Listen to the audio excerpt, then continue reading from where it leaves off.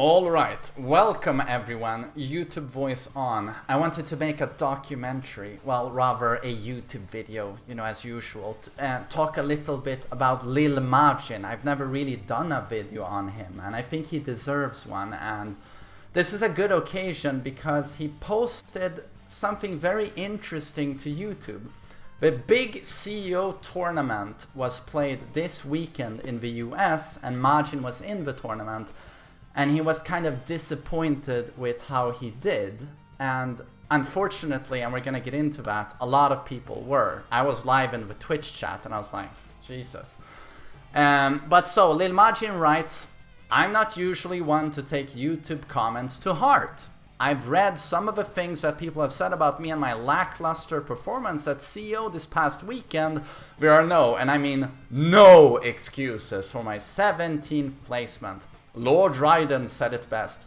Every day that you do not train, someone somewhere is. I was beaten by Yonding and Rangchu. They train every day. They grind every day.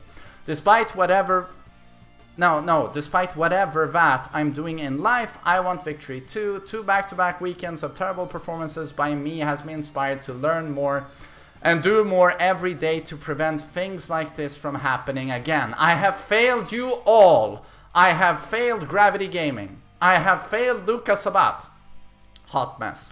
I have failed King Players Unite. I have failed Tekken. Never again. It's time to prove myself once again. So he is hard on himself, like Jesus, you lose to Yonding and Rangchu and that equals I have failed Tekken. I have failed you all.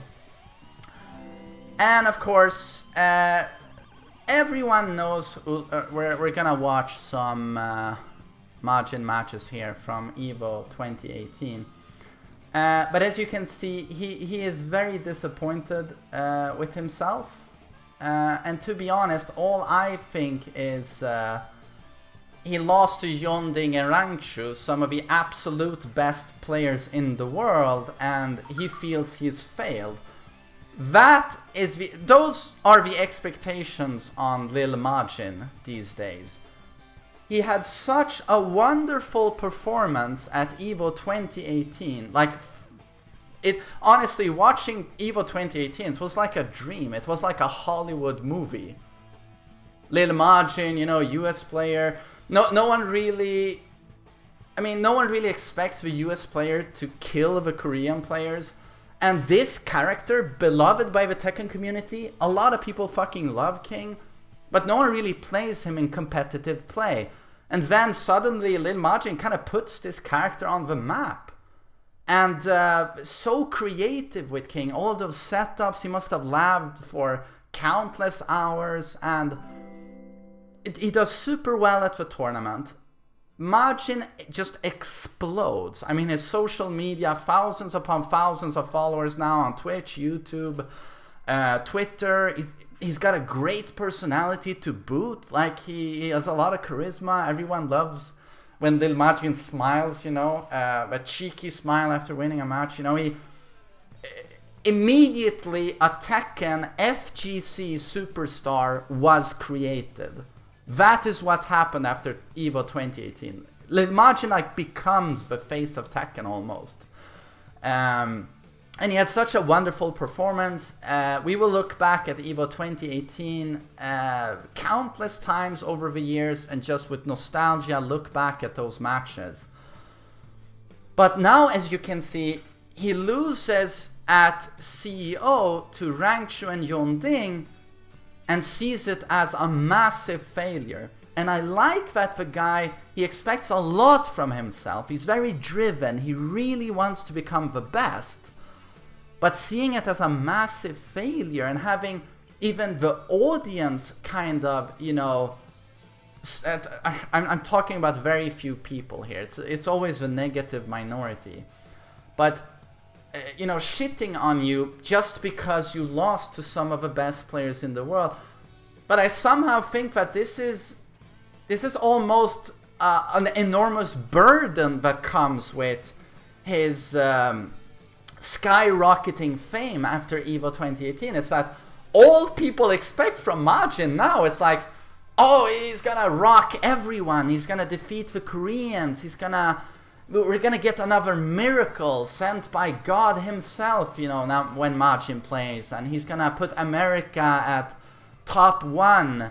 It's like the expectations on Majin are so unhealthy in some way.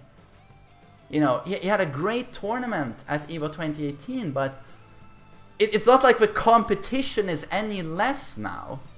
I mean, only in... I feel like there's too much pressure on the guy. And then on Twitter, like, I failed you all, and it's like, Jesus, man. You lost to some of the best in the world, and only looking at the USA, what's his competition, you know, in his own country?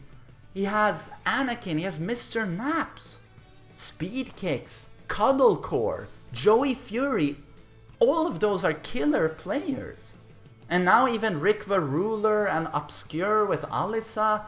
And then you go to Japan, Nomura, Nobi, Shikurin, Double. Do I have to start mentioning Korean killer players? I mean, the competition is just out of your mind. Crazy. And then you have Majin's fans who love the guy, and I'm one of them. Like, the player, the charisma, but are we all gonna get like frustrated if he doesn't make it to like top 4 or top 8? When there are so many killer players out there right now, or Arslan Ash? You know, it's like, where are people's expectations realistic? Are you gonna shit on Majin if he doesn't make it to top 8 at EVO? Does that suddenly make him less of an amazing player? It's like, I feel like there's so much unhealthy expectations here. And the burden on the guy also, he just got he's got 2 sponsors now.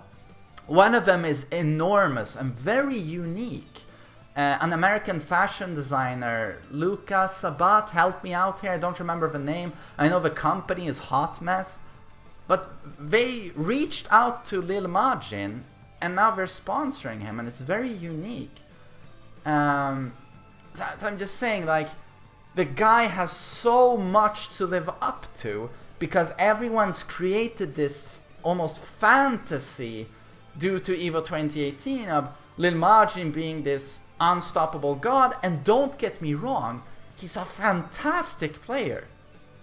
He's one of the best in the world, and arguably the greatest king player in the world. But he is surrounded by gods. You know, Lil Majin is a god for sure, but he is surrounded by other gods. So keep the expectations in check. There's no reason for Lil Majin, in my opinion, to beat himself up if he loses to Rangchu or Yonding. He's very driven, he expects the best from himself. I can really respect that. But those of us watching this and the audience, like, come on, he's... let's keep it realistic. We all want him to do well. I would love for a redo of EVO 2018. Now, when I'm gonna be there in Vegas this August, I'd love that, but...